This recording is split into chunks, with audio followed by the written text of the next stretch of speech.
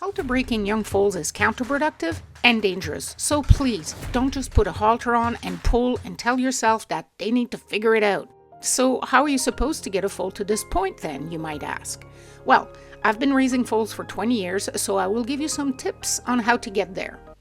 We're discovering lately that horses' neck might very well be the weakest point in their anatomy, particularly the C6 and C7. So you can imagine that in a young foal with not all the muscle mass of an adult, all that twisting and yanking can be damaging. Besides, foals don't know how to give to pressure, so what's the point? In this video, I will show you how to get to this stage, a foal comfortable with haltering.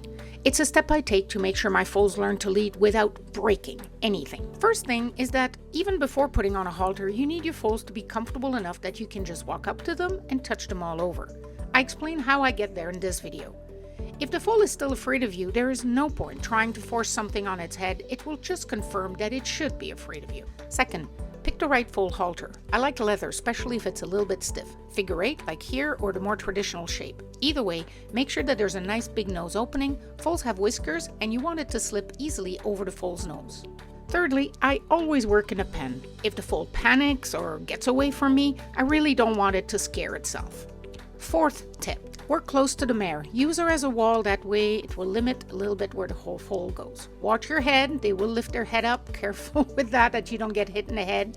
And if they get away, move with the foal. Whatever you do, don't use the halter. What you want here is just for the foal to stop a second so that you can buckle it.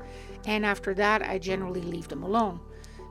I try to repeat a couple of days later. This is what it looks like. I find that doing it twice a day really helps them get over that. Make them feel the halter, moving it around so that they're not supposed when it moves or when you tug on it.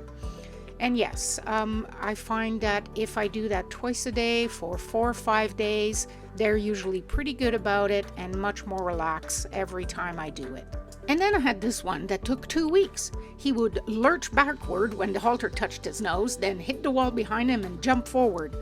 Oh, Wender, he did figure it out, and he turned out just fine. At this age, since they start to really enjoy the grooming and the scratches, I make sure to give them plenty. They're going to do this all their life. They might as well associate it with a really good feeling, and there's nothing like a good scratch for a young foal.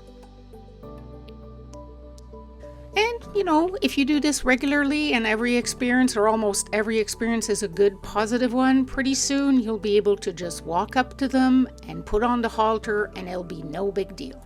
Next step will be learning to lead. If you found this useful, let me know or go watch another one of my videos.